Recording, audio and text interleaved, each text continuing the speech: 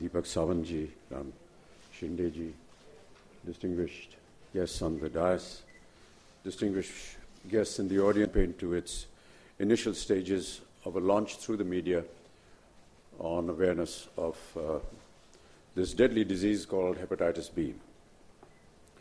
Now that you've seen the film, I guess a lot of what I needed to say has already been said, but I want to go back to what Dr. Barve in his address had said and mentioned about a dear friend of his being infected by this, keeping in mind the very nature of doctor's medical code. He refrained from taking the name, but actually he was wanting to mention my name. And I thank him for his professionalism. And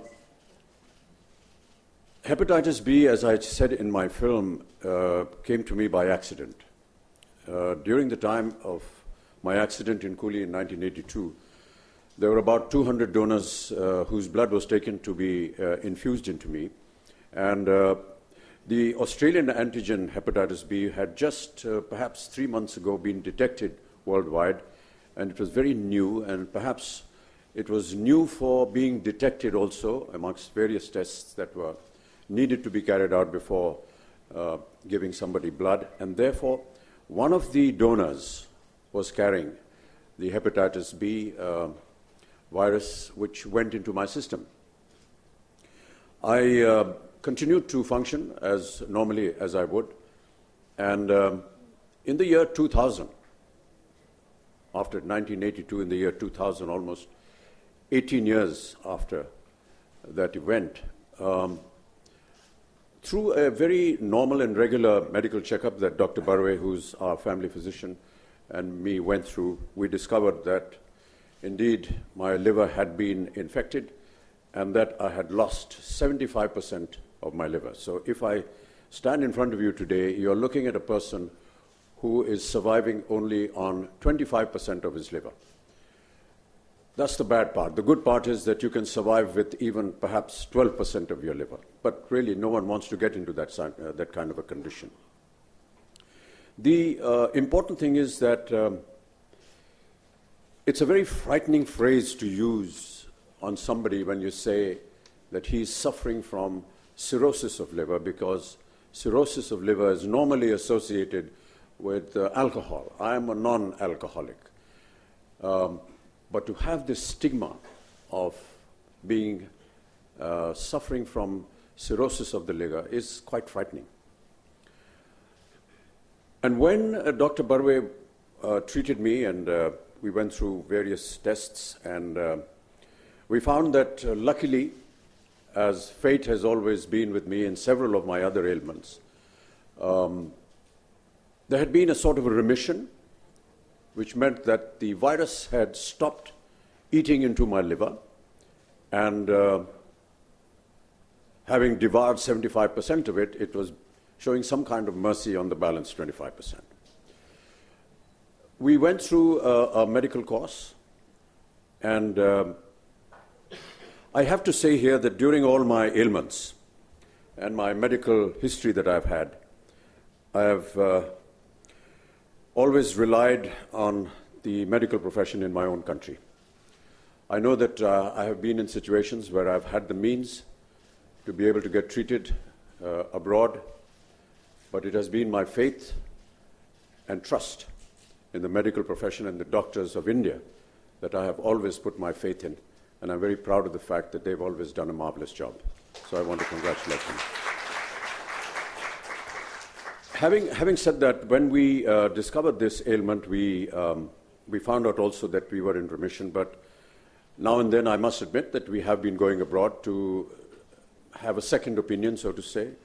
We went to some medical institutes in the United States of America, and I have to say that whatever diagnosis and the treatment that was being commanded to me by Indian doctors was no different from what the American doctors or doctors in any other part of the world were administering. That is another credit to our medical profession. And so we came back. There are some drugs which I have to take regularly, to prevent the further appearance of this virus in my system. But what I want to say really is that we had the good fortune of going through a test which detected this disease. And as Dr. Barve very rightly said that, there are almost 100 people here, and he's pretty certain that at least 2 or 3 of you, God forbid, are perhaps carrying this virus within you and are unaware of it.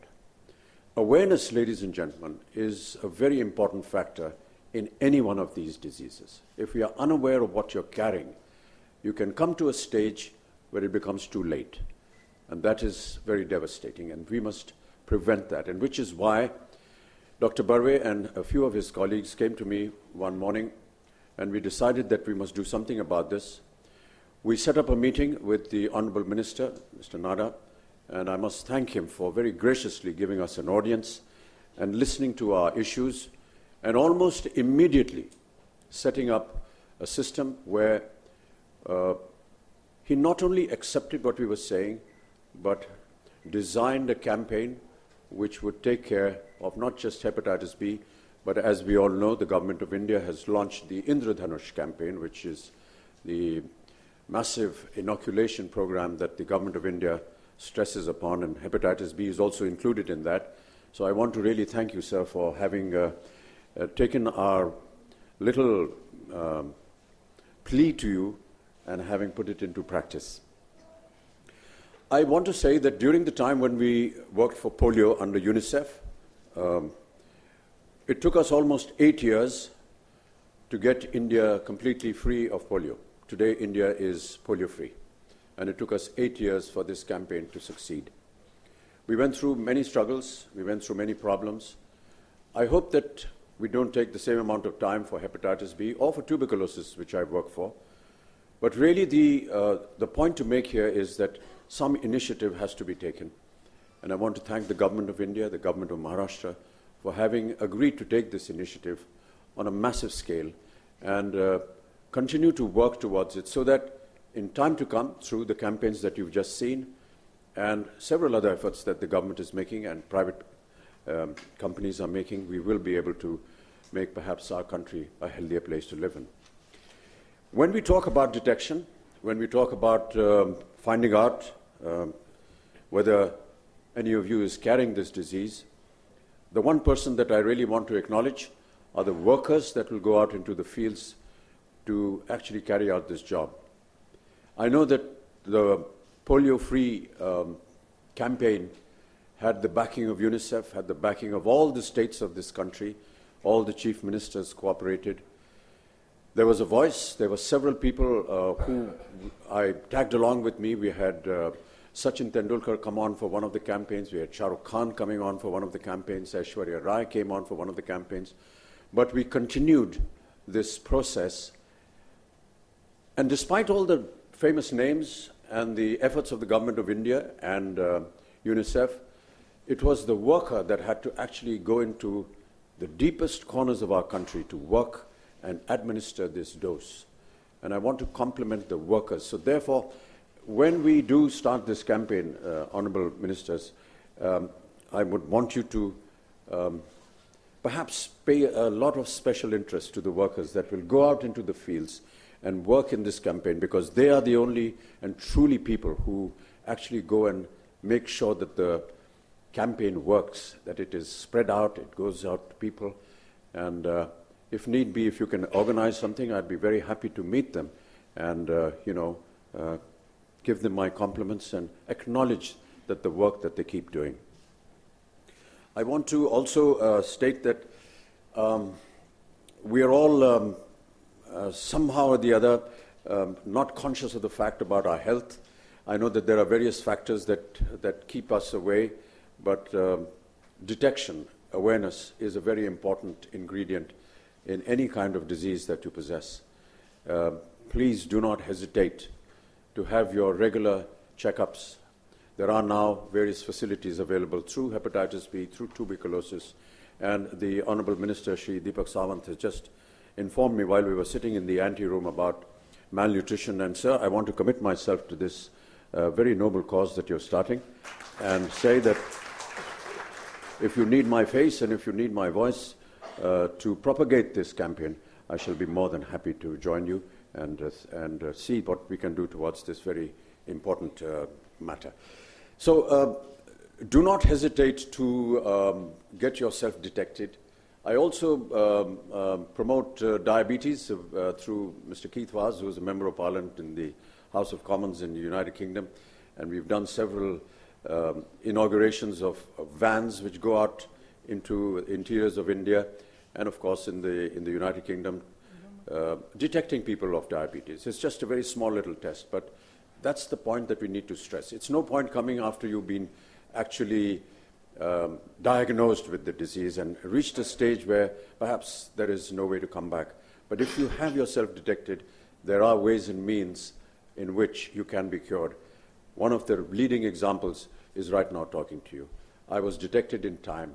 I took the precautionary measures, both in tuberculosis and in hepatitis B. Even in tuberculosis, as you all know, I'm a tuberculosis survivor as well. In the year 2000, I was also detected with tuberculosis, and we were able to detect it in time, and we went through an entire course with Dr. Barve, and today I'm now tuberculosis-free. Do get yourself detected. Please, with folded hands to the media, to propagate this message across. And this is why we're having a special conference today, so that you're able to propagate this campaign to as many people as possible. Do not be afraid to get yourself detected. It's better to be in the knowledge of the fact that you are carrying some deadly virus and have a treatment for it than to ignore it and then perhaps, God forbid, face a bad finality. Thank you so much, ladies and gentlemen, and thank you so much for the very kind words that the speakers before me have been saying. But really, this is something extremely close to my heart, primarily because I feel that I need to tell the people that if it can happen to me, it can happen to anybody.